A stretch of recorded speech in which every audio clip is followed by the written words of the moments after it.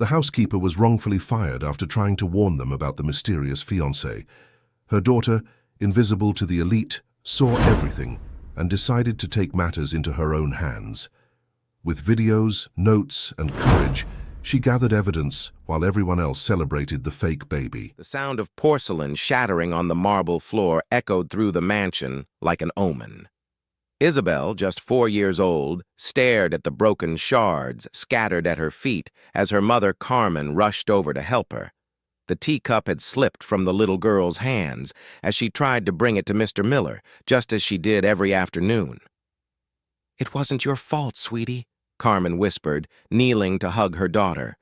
Her brown eyes, usually so gentle, now held a worry that Isabel couldn't quite understand. "Is Daddy going to be mad?" the girl asked, referring to Edward, the way she'd been taught to call him ever since she could talk. Edward Miller had let Isabel call him that from the first day she'd babbled the word. A widower for 3 years, he had found in Carmen and her daughter the warmth his home had lost after his wife's death. The housekeeper wasn't just an employee. She had become the pillar of the family, caring for Gabriel, Edward's 8-year-old son, as if he were her own. "Mr. Miller would never get mad at you," Carmen replied, carefully sweeping up the shards. "He loves you like you were his own daughter." In the living room, Edward watched Gabriel do his homework on the coffee table. The boy had become more cheerful in recent years, especially after Isabel started coming to work with Carmen. Their presence had filled the void his wife's absence had left. Gabriel treated Isabel like the little sister he'd always dreamed of having, and Edward saw Carmen as an honest, dedicated, and caring woman. "Dad, did Isabel break something?" Gabriel asked, looking up from his books. "It was just an accident, son. Things can be replaced, people can't," Edward answered with a gentle smile. The family's routine had settled naturally over the years. Carmen arrived early in the morning with Isabel, who would play in the garden while her mother took care of the house. The two would have lunch with Edward and Gabriel, sharing stories and laughter. In the afternoon, Isabel would help serve tea, always eager to please the man she considered her second father. At night, Carmen would take her daughter home to their small apartment in a nearby neighborhood. "Carmen," Edward called softly as she entered the living room. "I need to talk to you." The serious look on his face made Carmen's stomach tighten. She followed Edward to his office, leaving Isabel playing with Gabriel in the living room. The room was elegant, with shelves full of books and family photographs scattered across the desk. "I received an interesting proposal today," Edward began, walking to the window that overlooked the garden.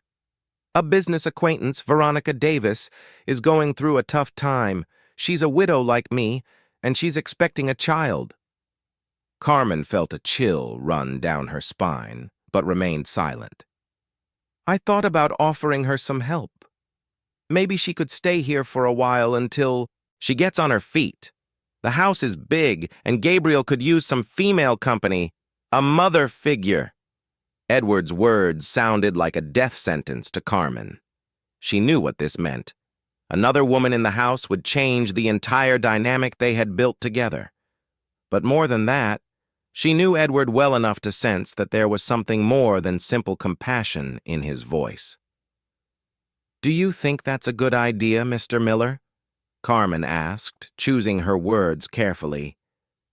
"Gabriel needs a mother," Edward said, turning to face her, "and I've been very lonely. Veronica is a cultured, educated woman. She's 7 months pregnant and has no one else. It would be an act of Christian charity." Carmen nodded, though her heart was heavy. She understood Edward's loneliness, but she feared that this woman's arrival could upset the delicate balance that existed between them all.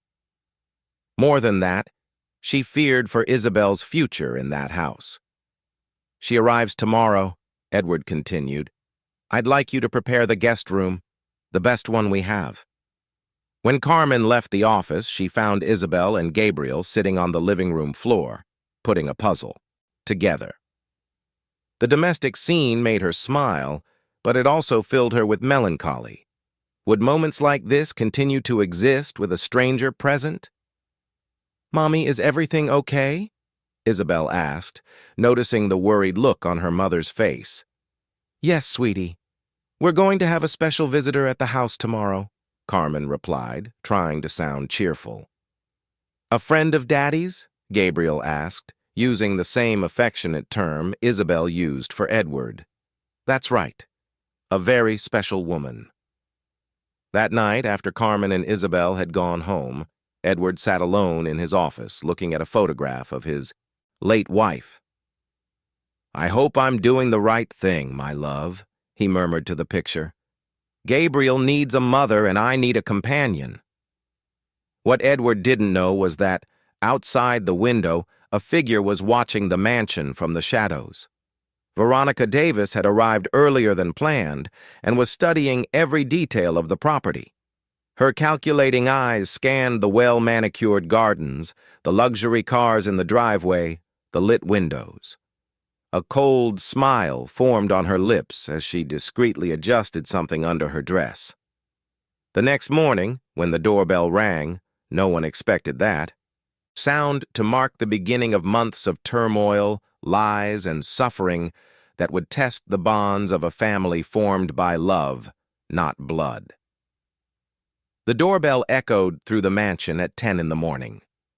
Carmen opened the heavy oak door to find a woman of about 35 with perfectly styled blonde hair and a navy blue dress that elegantly shaped her rounded belly.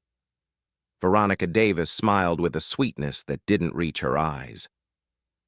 "You must be Carmen," she said in a melodious voice.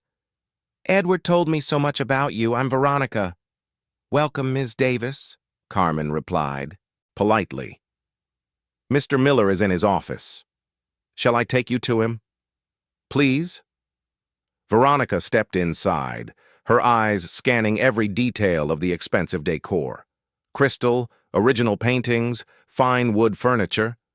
Her lips curved into a satisfied smile. Isabel appeared shyly from behind her mother's legs, watching the newcomer with childlike curiosity. Veronica looked down at the girl, and for a split second, her smile faltered, revealing something akin to irritation. "And this must be your little girl," she said, forcing the sweetness back into her voice. "How lovely." "Say hi to the lady, Isabel," Carmen instructed. "Hi, Isabel," mumbled, hiding further behind her mother. Edward appeared in the hallway, his face lit up. "Veronica, I'm so glad you made it safely. How was your trip?" "Exhausting, but worth it to see this wonderful place," she replied, walking toward Edward with open arms. The hug lasted longer than would be appropriate for two old friends. Gabriel came running down the stairs, stopping abruptly when he saw the stranger. Edward placed a hand on his son's shoulder. "Gabriel, this is Veronica. She'll be staying with us for a while." "Nice to meet you, Gabriel," Veronica said, kneeling with difficulty due to her belly. "Your father told me you're very smart." The boy nodded politely but stayed close to his father. Isabel watched everything from her hiding spot behind Carmen, noticing how Veronica seemed different when she spoke to Gabriel, softer, more rehearsed. "Carmen prepared the blue room for you," Edward said. "I hope you'll be comfortable." "I'm sure it will be perfect," Veronica replied, lightly touching Edward's arm. "You've always had such good taste." While Edward showed Veronica around the house, Carmen went to the kitchen to prepare lunch. Isabel followed her, tugging on her mother's skirt. "Mommy, why does her belly make a noise?" the girl asked in a low voice. Carmen stopped peeling the potatoes. "What do you mean, a noise?" "When she bent down to talk to Gabriel, I heard a strange noise, like crinkling paper." "It must have been her clothes, sweetie. Fabrics make noise sometimes." But Isabel frowned, unconvinced. She had an exceptional memory for a 4-year-old and knew there was something different about that sound. During lunch, Veronica charmed Edward with stories about her business, her education abroad, her refined tastes. She talked about art, literature, expensive wines. Gabriel ate in silence, casting occasional glances at the new guest. "And the baby? When is he due?" Edward asked with genuine interest. "In 2 months," Veronica replied, stroking her belly. "It's a boy. I've already chosen the name, Alexander, after my late husband." "That's beautiful," Edward said, gently touching her hand. "Gabriel will have a little brother." Isabel, sitting in her high chair next to Carmen, watched intently as Veronica caressed her belly. There was something mechanical about the movement, as if she were acting. The girl tilted her head, trying to understand what was bothering her. After lunch, Edward had to leave for a business meeting. Veronica offered to rest in her room, claiming she was tired from the trip. Carmen started cleaning the kitchen, while Gabriel went to his room to do his homework. "Carmen," Veronica appeared at the kitchen door 15 minutes later. "Could you bring me some tea? I'm feeling nauseous." "Of course, ma'am. What kind?" "Chamomile, please. And no sugar. The baby is giving me a hard time today." Carmen prepared the tea and went up to the blue room. She knocked on the door and entered with the tray. What she saw confused her. Veronica was standing with her back to the door, fiddling with something on the dresser. When she turned around, she seemed slightly out of breath. "Thank you, Carmen. You can just leave it on the table." "Are you feeling better?" "Yes, much better." Veronica sat on the bed with exaggerated care. "Tell me, how long have you worked here?" 5 years, ma'am, since Isabel was a baby." "And Edward never wanted to remarry? A man like him, so successful, so attractive." Carmen felt her face flush. "Mr. Miller is a man very focused on his son and his work." "I see." Veronica smiled. "Well, maybe it's time for him to think about having a complete family again. Gabriel needs a mother, don't you think?" "Gabriel has been very well cared for," Carmen replied, trying to keep her voice steady. "Oh, I didn't mean to offend. You do a wonderful job. But it's not the same as having a real mother, is it?" Carmen left the room with a heavy heart. Veronica's words echoed in her mind as she walked down the stairs. Isabel was waiting for her at the bottom. "Mommy, can I play in the garden?" "You can, but don't go too far." Isabel ran. Outside, but instead of playing, she stood watching the window of the blue room. Her childlike curiosity had been piqued by the strange woman. She saw Veronica appear at the window and look around, as if checking to see if anyone was watching. The girl hid behind a large rose bush and continued to observe. 15 minutes later, she saw something that made her eyes widen. Veronica was taking something off her stomach. Isabel couldn't see clearly what it was, but it looked like something round and soft that she placed on the bed. Veronica then stood in profile in front of the mirror, touching her now visibly smaller belly. She placed her hands on her waist, stretched, and smiled at her reflection. Then she picked up the round object again and put it back under her dress, carefully adjusting it until her belly returned to its previous size. Isabel blinked several times, thinking she was dreaming. She decided she had to tell her mother what she'd seen, but when she got to the kitchen, Carmen was busy preparing dinner and talking on the phone with Edward. "Yes, sir. She's resting. The nausea passed. Yes, I made her the tea. She asked for—" Isabel tugged on her mother's skirt, but Carmen gestured for her to wait. The girl grew impatient, hopping from one foot to the other. When Edward came home late that afternoon, Veronica was in the living room, reading a book and stroking her belly. She looked like the perfect picture of a calm and refined mother-to-be. "How was your day?" he asked, kissing her on the forehead. "Wonderful. Carmen took great care of me, and this house is just perfect for a family." Gabriel came down for dinner and noticed that Veronica had changed her clothes. The dress was now a dark green, and her belly looked different. Bigger, maybe? He frowned but said nothing. During dinner, Isabel tried several times to get her mother's attention to tell her what she'd seen. But Carmen was nervous with the guests' presence and kept telling Isabel to eat quietly. "Isabel is a very observant little girl," Veronica commented, noticing the child's insistent stares. "Always noticing everything." "She's always been like that," Edward agreed. "Very attentive to details." Veronica smiled, but her eyes narrowed slightly as she looked at Isabel. The girl felt a shiver run down her spine, as if she had just received a silent warning. A week had passed since Veronica's arrival, and the household routine was changing daily. Isabel watched everything with her sharp child's eyes, noticing details the adults seemed to miss. That Thursday morning, she woke up before everyone else and went down to the kitchen, where she found her mother making coffee with a worried expression. "Mommy, why are you sad?" Isabel asked, climbing onto a chair to get closer to Carmen. "I'm not sad, sweetie, just a little tired," Carmen lied, but her red eyes revealed she had been crying during the night. The truth was that Veronica had started making small changes to the house's routine.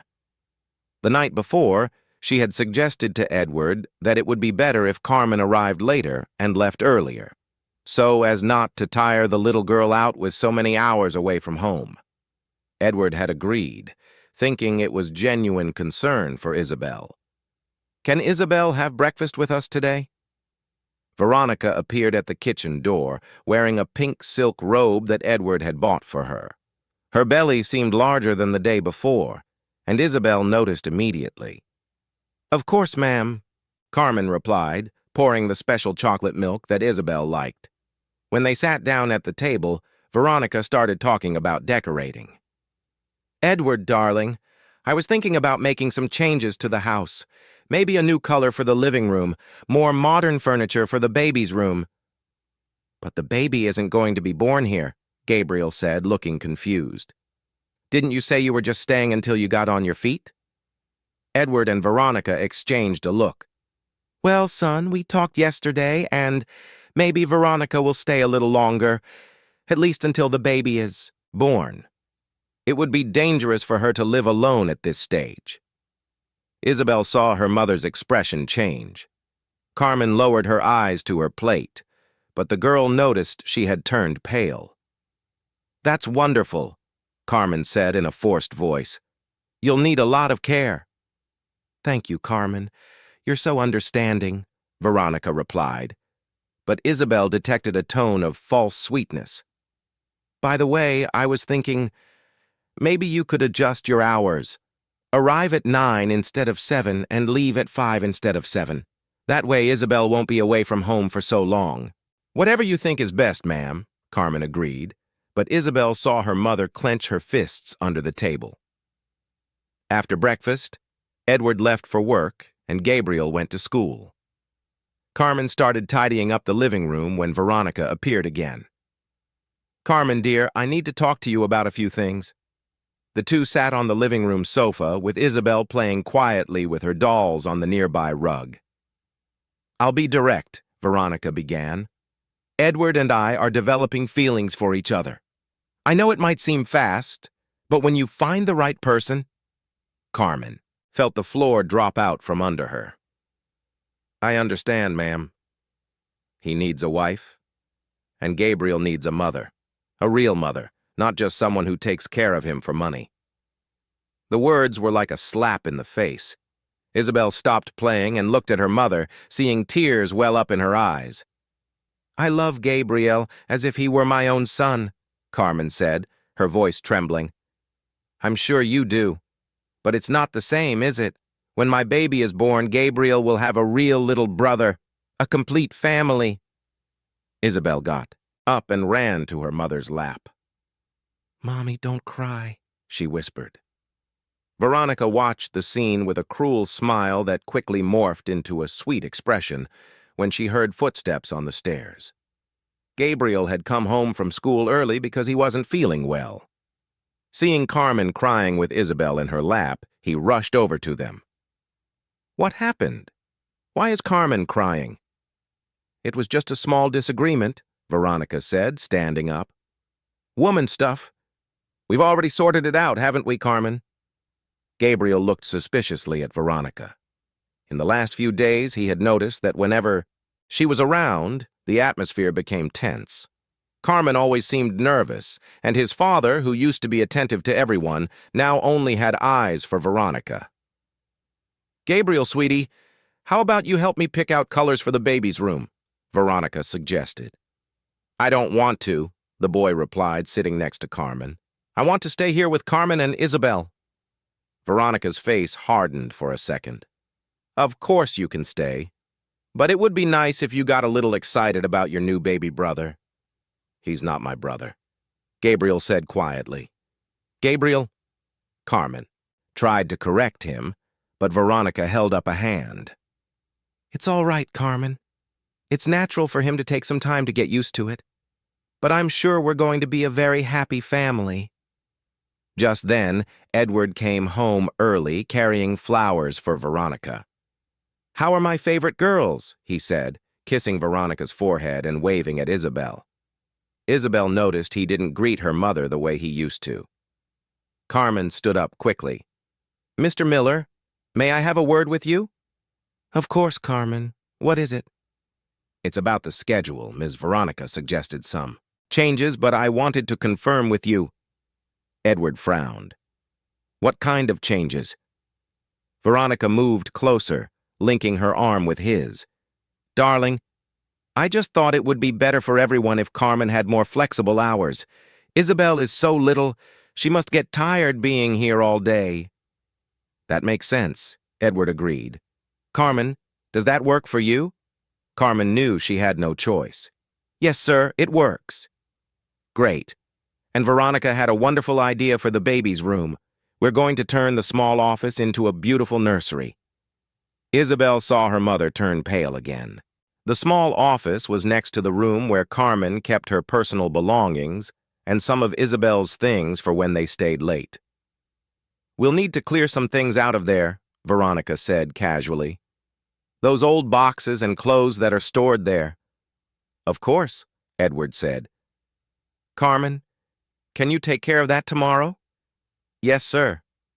That afternoon, while Veronica rested in her room, Isabel finally managed to speak to her mother alone in the garden. "Mommy, I need to tell you something important." "What is it, sweetie?"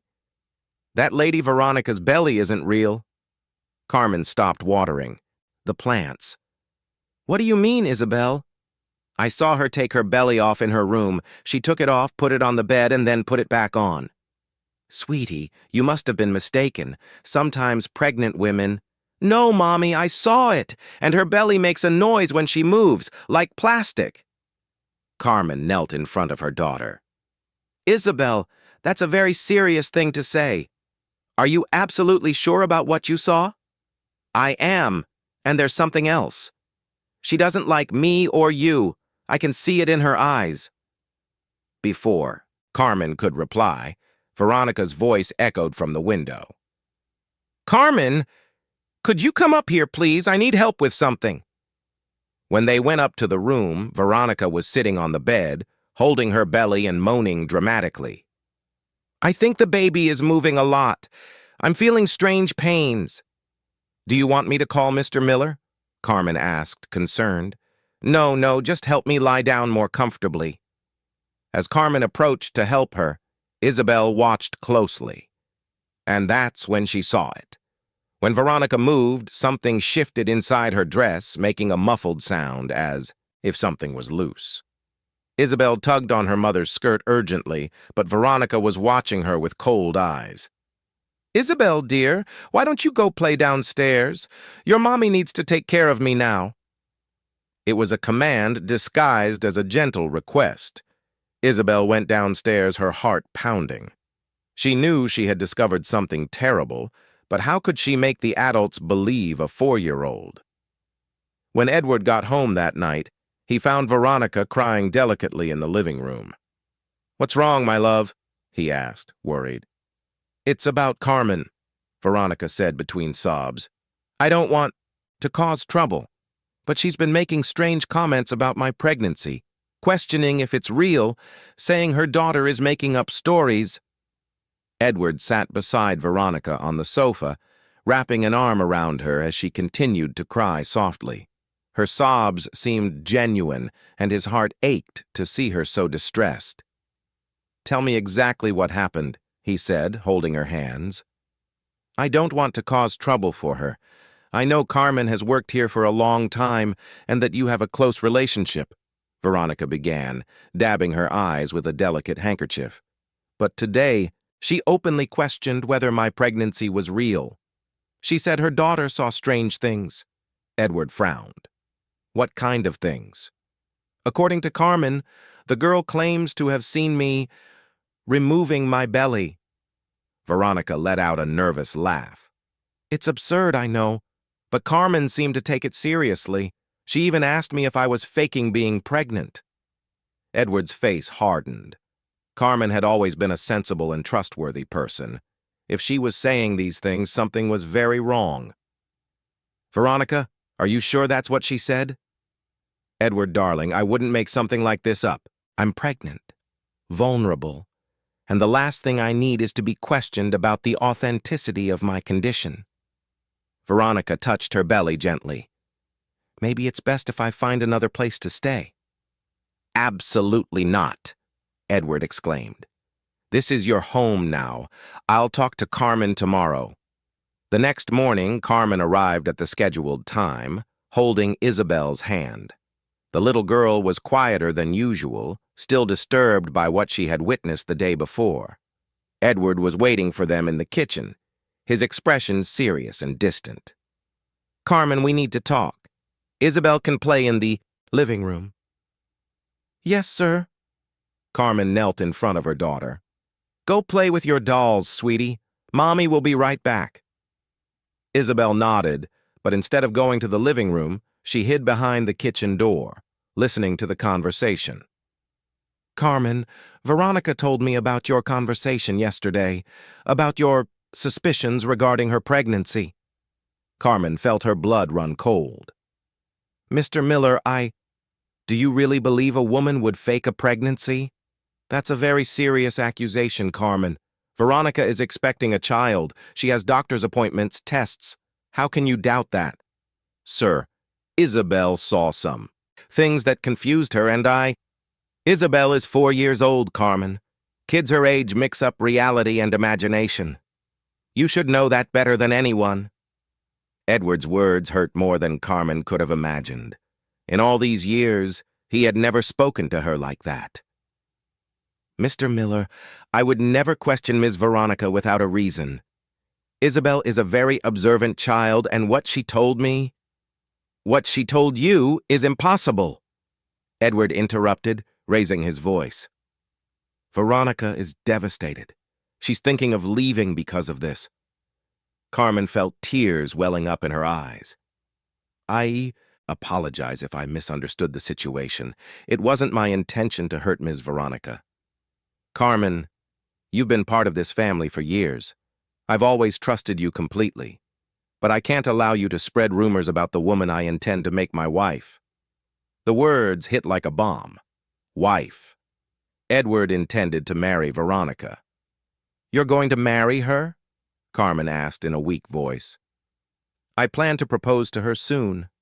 Veronica is a wonderful woman, and Gabriel needs a mother. The baby she's carrying will be my son's brother. Isabel, behind the door, covered her mouth with her hands to keep from making a sound. She wanted to scream that the belly was fake, that she had seen Veronica take it off, but she knew no one would believe her. I hope this is a misunderstanding and that we can move on, Edward continued. But I need you to understand. Veronica is the priority now. She's pregnant, vulnerable, and she needs peace. I understand, sir. Again, I apologize. When Carmen left the kitchen, she found Isabel waiting in the hallway with tear-filled eyes. Mommy, why did Daddy Edward talk to you like that? Because he's confused, sweetie. But don't worry. Gabriel came down the stairs just then, having overheard part of the conversation. He approached Carmen and Isabel with a worried expression. "Carmen, is everything okay?" Before she could answer, Veronica appeared at the top of the stairs. She was wearing a light-colored dress that highlighted her rounded belly and descended the stairs slowly, one hand on the railing and the other on her stomach. "Good morning, everyone," she said in a soft voice. "How is everybody today?" Gabriel watched her come down and frowned. There was something different about the way she moved. It seemed more theatrical than natural. "Good morning, Miss Veronica," Carmen replied, trying to keep her voice steady. "Carmen, dear, I hope our conversation yesterday didn't cause any trouble. I know you were just concerned." "There was no trouble, ma'am." "Good. You know, talking with Edward, we've decided to speed up some plans." Veronica smiled broadly. "We're getting married next week. A small ceremony, just close family." Carmen felt as if the floor had disappeared from under her feet. Gabriel's eyes widened, and Isabel squeezed her mother's hand even tighter. "What wonderful news," Carmen said in a controlled voice. "Gabriel, sweetie, are you excited to have a stepmother and a little brother?" Veronica asked, walking toward them. The boy didn't answer right away. He looked at Carmen, then at Isabel, and finally at Veronica. "I don't know," he said honestly. "Oh, I'm sure you'll get used to it. It's going to be so much fun having a complete family." That afternoon, while Veronica rested and Edward worked from home, Carmen took Isabel to the garden.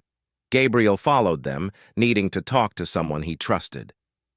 "Carmen, can I talk to you?" he asked, looking around to make sure they weren't being overheard. "Of course, Gabriel. What is it?" "There's something wrong with Veronica. I can feel it." Isabel looked up immediately. "You noticed it too?" "Noticed what, sweetie?" Carmen asked, sitting on the grass with the two children. "She doesn't act like a real pregnant woman," Gabriel said. "My aunt was pregnant last year, and she didn't act like this. Veronica seems like she's pretending." "And I saw her take her belly off," Isabel exclaimed. "I saw it, Gabriel." The boy looked at Isabel intently. "What do you mean, take her belly off?" Isabel told him everything she had seen in Veronica's room, gesturing excitedly to explain. Gabriel listened with growing attention. "Carmen, what if Isabel is telling the truth?" he finally asked. Carmen looked at the two children, her heart torn between her loyalty to Edward and the maternal intuition telling her something was very wrong. "Kids, this is very serious. If you're right, we need proof." "What kind of proof?" Gabriel asked. "I don't know, but we have to be sure before we say anything to your father again." That night, during dinner, Veronica announced she had a doctor's appointment for the next day. "It's just a routine checkup," she said, touching her belly. "The doctor wants to see how the baby is doing before the wedding." "Do you want me to go with you?" Edward offered. "Oh, you don't have to, darling. I know how busy you are. Besides, it's just a quick appointment." Gabriel and Isabel exchanged meaningful glances. A pregnant woman wouldn't refuse the company of the baby's father at a doctor's appointment, especially so close to the due date. "I'd like to go," Edward insisted. "I want to meet the doctor who will be delivering our son." For a split second, Veronica's smile faltered. "Of course, if you insist, but I'm sure you'll find it boring." As the family got up from the table, Isabel accidentally tripped and bumped into Veronica, who was rising from her chair. The impact caused something inside Veronica's dress to shift visibly. "Careful!" Veronica exclaimed, quickly holding her belly and discreetly adjusting it. But Gabriel had seen it, and this time he was absolutely certain of what he had witnessed. The next morning, Gabriel woke up earlier than usual. What he had seen the night before was stuck in his mind. He went down to the kitchen and found Carmen, making coffee, her eyes still red from a sleepless night. "Carmen, I need to tell you something," he whispered, checking to make sure no one was around. "What is it, Gabriel?" "Last night, when Isabel bumped into Veronica, I saw it. Her belly moved in a weird way, like it was loose." Carmen stopped stirring the sugar in her coffee. "Are you sure?" "I'm sure. And there's more. Yesterday I was upstairs and I heard Veronica talking on the phone. She was talking to someone about keeping up the charade until after the wedding." Before Carmen could respond, they heard footsteps on the stairs. Edward appeared in the kitchen, already dressed to leave. "Good morning. You two are up early today." "Morning, Dad," Gabriel replied, trying to sound natural. "Where's Veronica?" Carmen asked. "Still sleeping. The appointment isn't until 10, but I'm going to the office early today so I can leave in time." Edward poured himself a cup of coffee. "Gabriel, I want you to be nice to Veronica today. I know change is hard, but she's going to be part of our family." Gabriel nodded without conviction. Edward kissed his forehead and hurried out. As soon as he was gone, Carmen knelt in front of Gabriel. "If what you and Isabel are saying is true, this is very serious, but we need more proof. How are we going to get it?" "I don't know, but we have to be sure before we accuse someone of something so serious." Isabel appeared in the kitchen in her pajamas, rubbing her eyes. "Where's Daddy Edward?" "He went to work, sweetie," Carmen answered. "Do you want some breakfast?" While Isabel had her chocolate milk, Gabriel had an idea. "Carmen, what if we follow Veronica to her doctor's appointment?" "Gabriel, that's spying. We can't." "But what if she doesn't really go to the doctor? What if it's all a lie?" Carmen hesitated. The suggestion was outrageous, but her maternal intuition was screaming that something was very wrong. 2 hours later, Veronica came down for breakfast. She was impeccable, as always, wearing a light blue dress that highlighted her belly. But Gabriel noticed she seemed nervous. "Good morning, dears," she said, forcing a smile. "How are you today?"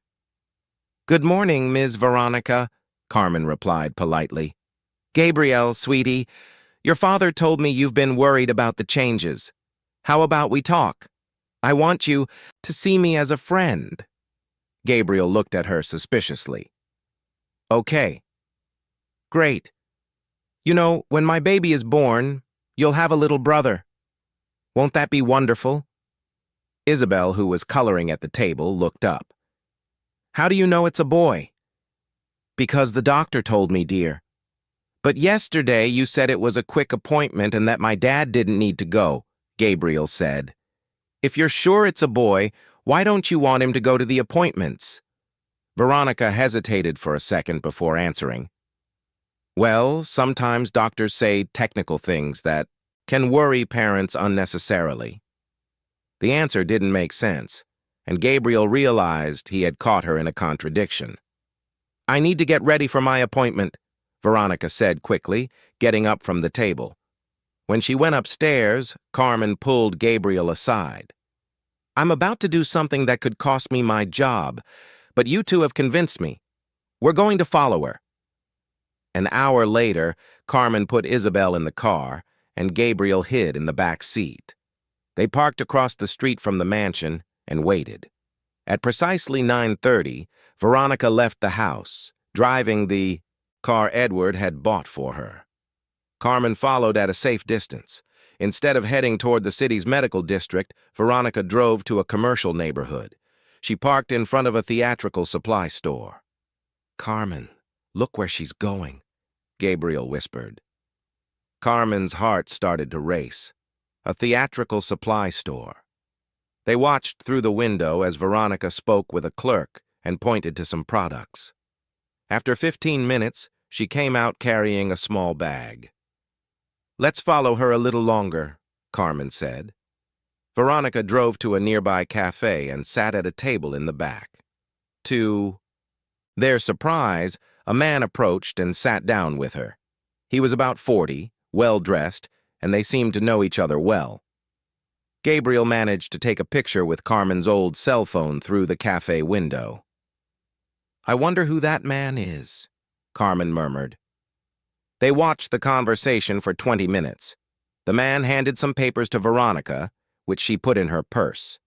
Then they stood up, kissed each other on the cheek intimately, and went their separate ways. "She didn't go to the doctor," Gabriel said. "She lied to my dad." Carmen felt sick. "Let's get back home before she does." On the way back, Isabel was quiet in the back seat. Finally, she spoke. "Mommy, why did that lady lie?" "We don't know yet, sweetie, but we're going to find out." When they got back to the mansion, they had to wait outside. Veronica arrived 10 minutes later, parking her car and walking into the house with a calm expression. Carmen entered with the children and found Veronica in the living room, theatrically touching her belly. "How was the appointment, ma'am?" Carmen asked, testing her. "Very good. The baby is growing perfectly. The doctor said he's in the right position for delivery." More lies. Carmen went to the kitchen, her heart heavy with what she had discovered. Late that afternoon, Edward came home, eager to hear about the appointment. "How did it go, my love? What did the doctor say?" "Everything's perfect, darling. The baby is strong and healthy. He confirmed it's a boy, just as we thought." Edward smiled and kissed Veronica. "I can't wait to meet our son." Gabriel, who was doing his homework at the living room table, felt a surge of anger hearing Veronica's lies. How could she lie so naturally? That night, during dinner, Veronica made an announcement. "Darling, I was talking to some friends today, and they suggested it might be better if Carmen didn't work here after the wedding. They say it's important for us to establish our own routine as a family." Carmen almost dropped her plate. Edward frowned. "I don't see why that's necessary. Carmen is part of the family."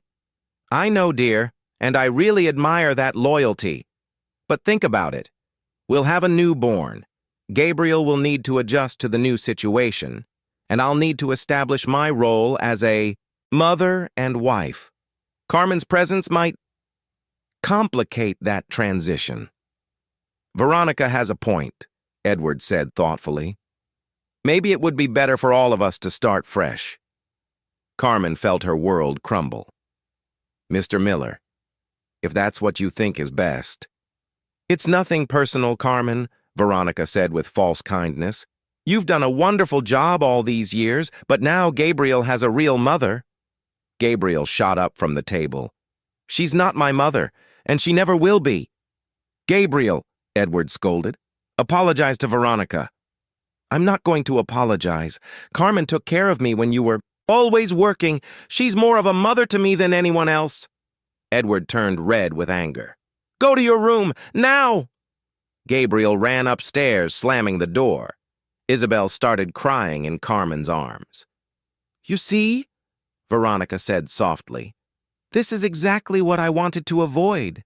Gabriel is confused about mother figures. He needs to learn to respect me as his new mother." Edward sighed. "You're right. Carmen, I think it's best if you stop working here next week after the wedding." Carmen nodded, hugging a crying Isabel. "I understand, Mr. Miller." Later, as Carmen was cleaning the kitchen, before leaving, Veronica appeared alone. "Carmen, I want you to know I have nothing personal against you." "I understand, ma'am. In fact, I want to give you an opportunity to leave this situation with dignity." Carmen stopped washing the dishes and turned around. "If you stop filling Gabriel and Isabel's heads with absurd ideas about my pregnancy, I can convince Edward to give you an excellent letter of recommendation and a generous severance package." "And if I don't?" Veronica's smile turned icy. "Well, it would be a shame if Edward found out you've been spreading slanderous rumors about me. Slander is a crime, Carmen. You could lose more than just this job." Veronica's threat echoed in Carmen's mind all night. The next morning, she arrived at the mansion with swollen eyes and a heavy heart. Isabel immediately noticed her mother's state. "Mommy, Did you cry again? I'm fine, sweetie, Carmen lied, but her trembling voice gave her away. Gabriel came down for breakfast with a determined look on his face. He had spent the entire night thinking about how to prove Veronica was lying. Carmen, I need to show you something, he said, handing her a piece of paper. I researched pregnancy on the school's internet yesterday. Carmen looked at the paper. Gabriel had printed out information on pregnancy symptoms, typical behaviors of expectant mothers, and physical signs of gestation. Gabriel, what is this? A list of things pregnant women do. Veronica doesn't do any of them. She never has morning sickness, never complains about back pain, never goes to the bathroom more often, and look at this. Gabriel pointed to a specific line. It says here that women who are 8 months pregnant have trouble bending down and getting up. Veronica moves like she doesn't have a belly at all. Carmen read the list with growing attention. Gabriel was right. Veronica showed none of the typical symptoms of an advanced pregnancy. This is very smart, Gabriel, but I know you're scared, the boy interrupted. I heard her threatening you last night. Carmen turned pale. You heard? I was on the stairs. Carmen, she's tricking my dad, and we're the only ones who know the truth. Just then, Edward appeared in the kitchen, beaming. Good morning, family. I have a surprise. He was holding a small velvet box. Carmen's stomach churned. I'm going to propose to Veronica tonight. I've arranged a special dinner at her favorite restaurant. Gabriel's eyes widened. Dad, don't you think this is too fast? Son, when you find the right person, you don't need to wait. Veronica is perfect for our family. But Dad, do you really know her? I mean, she's only been here for 2 weeks. Edward frowned. Gabriel, I'm starting to worry about your attitude. Veronica is going to be your stepmother whether you like it or not. Veronica appeared at the kitchen door at that exact moment, wearing a white silk robe that highlighted her belly. Good morning, dears. What are you all talking about? About our special night tonight, Edward said, quickly hiding the box. It's a surprise. I can't wait, she replied, kissing his cheek. Her eyes met Gabriel's, and she smiled in an almost threatening way. After Edward left for work, the atmosphere in the house changed completely. Veronica addressed Carmen with a harsh expression. I hope our conversation yesterday was clear? It was, ma'am. Good. And since this will be my last week dealing with certain people, I think we should establish some rules. Carmen waited in silence.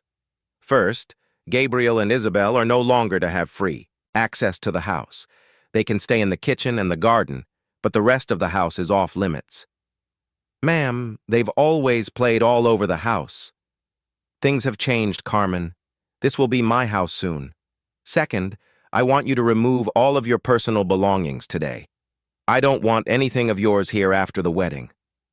Carmen felt tears welling up. Yes, ma'am. And third, if I hear one more comment about my pregnancy from anyone, there will be legal consequences. Gabriel had heard everything from the adjacent room. When Veronica went up to her room, he approached Carmen. She can't do that, can she? Unfortunately, she can. She's going to be the lady of the house. Carmen, we have to do something. I can't let my dad marry a liar. Isabel tugged on her mother's skirt. Mommy, what if we take a picture of the fake belly? How, sweetie? You can pretend you need something from her room when she's taking the belly off. Gabriel's spirits lifted. Isabel's right. If we can get a picture of her without the fake belly, my dad will have to believe us. Carmen hesitated. The idea was dangerous, but it might be the only chance to save Edward from manipulation. I don't know, kids. If she catches us... Please, Carmen, Gabriel begged. It's the only way. That afternoon, while Veronica was resting in her room, Carmen went upstairs with the excuse of changing the bathroom towels. She left the door ajar so Gabriel and Isabel could watch from the hallway. Carmen knocked on the bedroom door. Miss Veronica, may I come in to change the towels? 1 minute, came the hurried reply from inside. Carmen waited, and then she heard muffled sounds, as if someone were quickly moving. Something. Gabriel could see through the crack in the door as Veronica hid something under the bed. You can come in, Veronica finally said.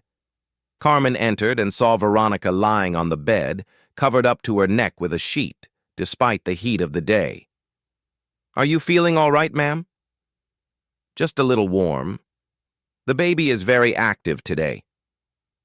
Carmen noticed that Veronica's body under the sheet looked strangely flat in the abdominal area, but she pretended not to notice. I'll just change the towels quickly. In the bathroom, Carmen opened drawers and cabinets, looking for any evidence. In a drawer at the back, she found a bottle of special adhesive and an empty package of moldable latex.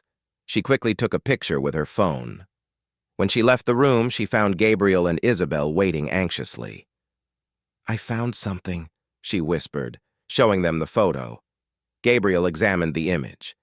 Special adhesive for theatrical prosthetics. This proves she's using something fake. It's still not enough, Carmen said. We need more evidence. That night, Edward went out with Veronica for their special dinner. Gabriel and Isabel stayed home with Carmen, who was officially still working until the end of the week. Now's our chance, Gabriel said. Let's look for more proof in her room. Gabriel, I can't just break into a guest's room. But Carmen, it's our last chance. After tonight, she'll practically own the house. Reluctantly, Carmen agreed. The three of them went up to Veronica's room. Gabriel went straight for the space under the bed, where he had seen Veronica hide something.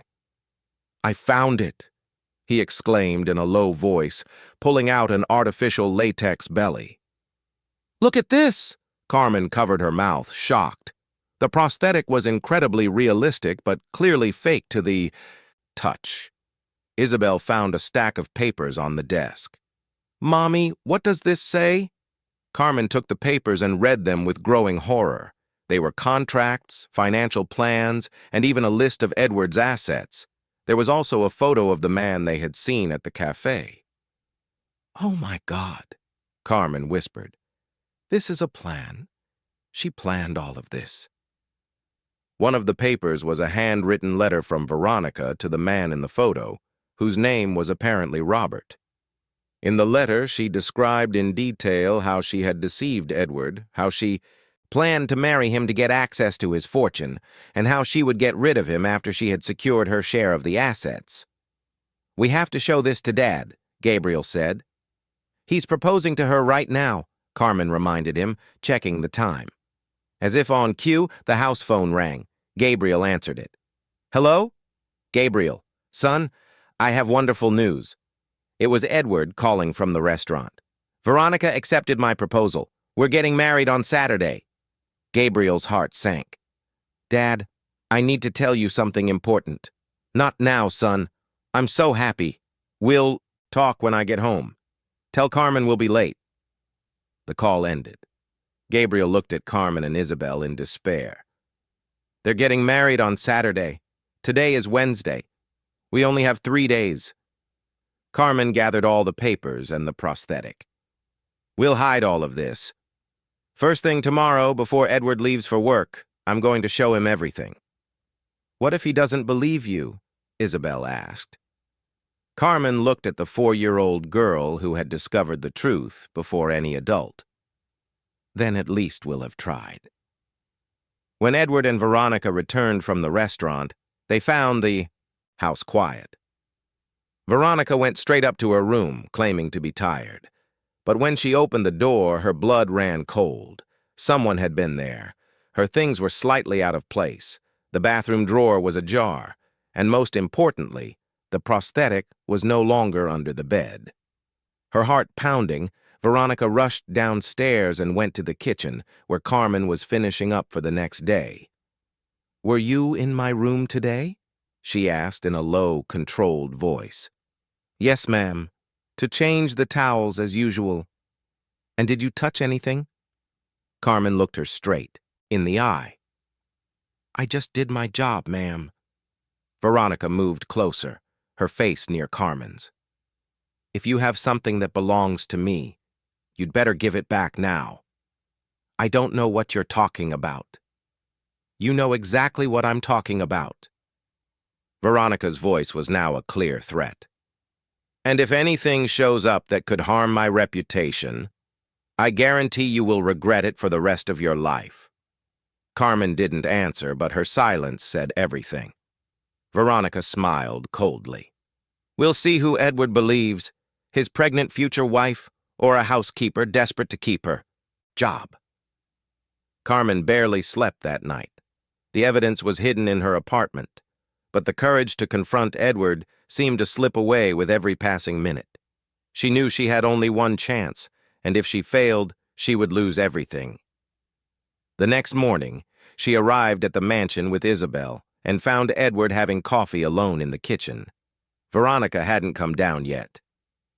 "Mr. Miller," Carmen began, her voice trembling, "I need to talk to you about something very important." "Of course, Carmen, but make it quick. I have an important meeting today." Carmen took a deep breath and placed a bag on the kitchen table. "Sir, I found some things in Ms. Veronica's room that need an explanation." Edward frowned. "Carmen, we've already been over this. I will not tolerate any more baseless accusations. Please, just look at what I brought."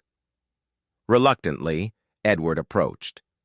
Carmen took the prosthetic belly, the papers with Veronica's plans, and the photo of the man from the cafe out of the bag. Edward's face went white. He picked up the prosthetic with trembling hands, examining it closely. What is this?" "It's a fake belly, sir. Ms. Veronica isn't pregnant. And these papers—" Carmen showed him the letters and contracts. "They explain her entire plan." Edward read the documents with growing horror. The letters explicitly detailed how Veronica planned to deceive him, marry him, gain access to his assets, and then get rid of him. "This can't be true," he muttered. "Veronica wouldn't do something like this." "Mr. Miller, I know it's hard to believe, but—" "Edward, what are you two talking about so early?" Veronica appeared at the kitchen door, looking impeccable, even though she had just woken up. Her gaze immediately fell on the items on the table. For a split second, her face showed pure panic, but she quickly composed herself. "What is all this?" she asked, approaching slowly. Edward turned to her, holding the prosthetic. "Veronica, Carmen says she found this in your room. I need you to explain what it means." Veronica looked from the prosthetic to Carmen, then back to Edward. Then, to everyone's surprise, she burst into tears. "Edward, my love, I can explain," she sobbed. "But first, I have to tell you a very painful truth." Edward dropped the prosthetic on the table. "What truth?" "I was pregnant. I really was. But I lost the baby last week." The revelation hit like a bombshell. Carmen's eyes widened, realizing immediately that Veronica was improvising a new lie. "I lost our son," Veronica continued through her tears. "I didn't know how to tell you. You were so happy, so excited about the baby's arrival. How could I destroy your joy?" Edward moved toward her, clearly moved. "Veronica, why didn't you tell me?" "Because I knew you'd be devastated. And I used this prosthetic to hide the truth for a few days until I had the courage to tell you. I know it was wrong, but I was desperate." Carmen couldn't believe what she was hearing. "Ms. Veronica, but these papers—" "What papers?" Veronica asked, grabbing the letters from the table. She read them quickly, and her expression shifted to one of outraged indignation. "Edward, this is absurd. I never wrote these things." "How could you not? It's in your handwriting." "Someone forged my handwriting. Look, Edward." Veronica turned to him with pleading eyes. "Do you really think I'm capable of something so monstrous? After everything we've been through together? Edward was visibly confused, torn between what he saw and what he felt for Veronica. And this photo of the man? Carmen asked, showing the picture of Veronica with Robert. That's my lawyer, Veronica answered without hesitation. Robert Davis, my late husband's brother. He's been helping me with legal matters regarding the inheritance. That's why we met. Carmen felt despair wash over her. Veronica was explaining everything away convincingly, turning every piece of evidence into something innocent. Edward, Veronica said, taking his hands. I understand this all looks strange, but think, who would gain anything by making up this whole story? Me, who lost a child and is afraid of losing you too, or... She glanced meaningfully at Carmen. Someone who is about to lose her job and is desperate? Carmen's heart sank. Veronica was skillfully redirecting the suspicion onto her. Carmen has always been jealous of our relationship, Veronica continued. She's jealous because there's another woman in your life now. It's natural, but that doesn't justify forging documents and making up stories. I didn't make anything up, Carmen exclaimed. Mr. Miller, she can take a medical exam right now to prove she was recently pregnant. Veronica sobbed louder. Edward, she wants to humiliate me even more. Isn't it enough that I lost our son? Now I have to submit to invasive exams to prove my innocence? Edward stood up, clearly emotionally exhausted. Carmen, I think you've gone too far. Mr. Miller, please, just ask her to take a test. Enough! Edward shouted, making Isabel hide behind her mother. Carmen, you forged documents, made up absurd stories, and now you want to humiliate a woman who just lost a child. This is unacceptable. Carmen felt her world collapse. Mr. Miller, I'm begging you. I don't want to hear another word. You're fired. I want you out of my house immediately. Edward, no, Veronica whispered. You don't have to be so drastic. Carmen was just trying to protect me in her own misguided way. But Edward had already made his decision. No, Veronica, you're too generous. Carmen has crossed every line. Just then, Gabriel appeared in the kitchen, home from school. He immediately sensed the tension in the room. What's going on? Carmen is leaving, son, Edward said in a firm voice. She doesn't work here anymore. But Dad? Why? Because she made serious and unfair accusations against Veronica. Gabriel looked at Carmen, who was crying, then at Veronica, who maintained an expression of false sadness. Dad, what if Carmen is telling the truth? Gabriel, don't you start, Edward warned. But Dad, didn't you think it was weird that Veronica never had any pregnancy symptoms? That she moves like she doesn't have a belly? That she doesn't want you to go to her doctor's appointments? That's enough, Gabriel. Veronica lost the baby. She was trying to protect us from the pain.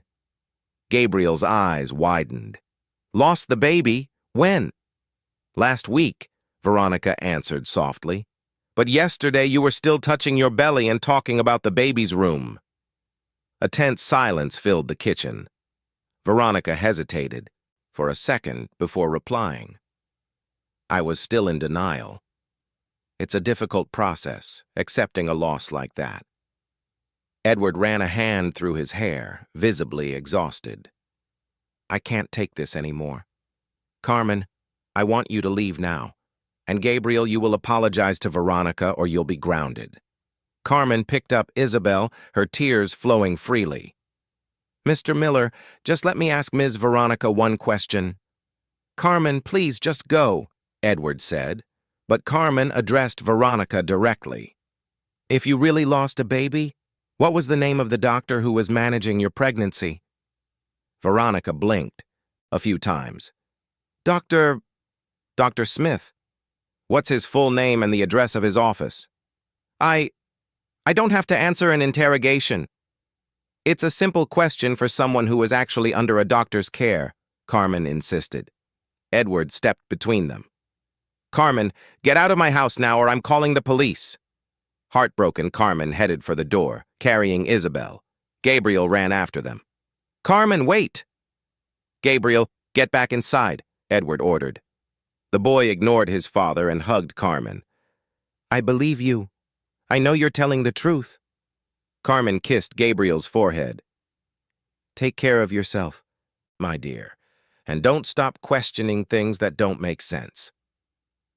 As Carmen and Isabel left the mansion, Veronica watched from the window with a triumphant smile. She had brilliantly escaped the situation, turning all the evidence against her into proof of her innocence. Edward found her in the living room, seemingly lost in melancholic thought. "Darling, I'm so sorry about all of this." "It's okay, Edward. Carmen was just trying to protect me, in her own misguided way. But now we can move on." "And the wedding? Do you still want to get married on Saturday? Even after all this?" Veronica turned to him with tears in her eyes. "More than ever. We lost our baby, but we can't lose our chance at happiness." Edward hugged her, not knowing he had just sealed his own fate in the hands of a woman who had planned to destroy him from day one. Saturday arrived with a radiant sun, a cruel irony for what would be one of the darkest days of Edward's life. The mansion was decorated with white and gold flowers, and elegant guests arrived for the ceremony that would take place in the garden. Carmen woke up in her small apartment with eyes swollen from crying. 3 days had passed since she was fired, and she couldn't stop thinking about Edward and Gabriel. Isabel was playing quietly on the floor, quieter than usual. "Mommy, is today the day Daddy Edward is going to marry the mean lady?" Carmen nodded sadly. "Yes, sweetie. But he doesn't know she's mean." "No, Isabel. He doesn't believe us." Isabel thought for a moment. "Mommy, can we go see the wedding?" "No, sweetie. We weren't invited. But we have to help Daddy Edward and Gabriel." Carmen's heart ached. Even at 4 years old, Isabel understood that something terrible was happening and wanted to do something about it. At the mansion, Gabriel was being forced into a new suit to be the ring bearer. He looked at himself in the mirror with a bitter expression. "I don't want to be part of this lie," he muttered to himself. Edward knocked on the bedroom door. "Gabriel, are you ready?" "Dad, there's still time to call it off," the boy said as Edward entered. "Gabriel, we are not having this conversation again. Veronica will be my wife and your stepmother. I need you to accept that." "Dad, Carmen was telling the truth. I know she was." Edward sighed, tired of the arguments. "Carmen made up a crazy story because she didn't want to lose her job. We're past that. What if you're wrong? What if you find out too late?" Edward looked at his son with an expression that mixed impatience and sadness. "Gabriel, you're my son, and I love you. But I need to move on with my life. Veronica makes me happy. Carmen made you happy too, and she never lied to you." Edward left the room without another word, leaving Gabriel alone with his thoughts. In the garden, the ceremony was being set up. White chairs were arranged in rows, an altar decorated with roses, a violinist tuning his instrument. Veronica supervised every detail, wearing a robe as she waited for the time to put on her wedding dress. "Everything has to be perfect," she told the event planner. "This is the most important day of my life." And it truly was. After the wedding, she would have legal access to Edward's assets. Her plan had worked perfectly, despite the scare with Carmen. At 4 in the afternoon, the guests began to take their seats. About 50 people, a mix of Edward's business associates and Veronica's acquaintances. Gabriel was positioned beside the altar, holding the rings with a grim expression. Edward was nervous, but also hopeful. Maybe this was what he needed to move on. A new wife. A new chance at happiness. Outside the mansion walls, Carmen and Isabel were walking along the sidewalk. Carmen hadn't been able to resist the urge to pass by, even knowing it would be painful. "Look, Mommy, lots of pretty cars," Isabel said, pointing to the vehicles parked along the street. Carmen looked at the mansion, gates decorated with white bows. Her heart clenched at the thought of Edward marrying a woman who planned to destroy him. "Mommy, can we just go in for a little bit?" "No, sweetie, we can't." But Isabel wasn't ready to give up. When Carmen was distracted talking to a neighbor passing by, the little girl darted toward the gates. She was small enough to slip between the iron bars. "Isabel!" Carmen cried, but the girl was already inside the garden. Isabel ran, hiding behind trees and bushes, avoiding the security guards. Her 4-year-old determination was fueled by a pure love for Edward and Gabriel, and the absolute certainty that she had to stop this wedding. The music began to play. The guests stood up. Veronica appeared at the end of the garden, radiant in a white wedding dress that perfectly molded her fake belly. She walked slowly toward the altar, a victorious smile on her face. Edward watched her approach, feeling a mix of emotions. She was beautiful, but something inside him still whispered that something was wrong. Gabriel watched his stepmother-to-be approach and felt sick. He knew he was witnessing the destruction of his family, but he was just an 8-year-old boy. What could he do? "Dearly beloved," the officiant began as Veronica reached the altar. "We are gathered here today to celebrate the union of Edward and Veronica in holy matrimony." Isabel had managed to position herself behind a large planter just a few feet from the altar. From there, she could see everything clearly.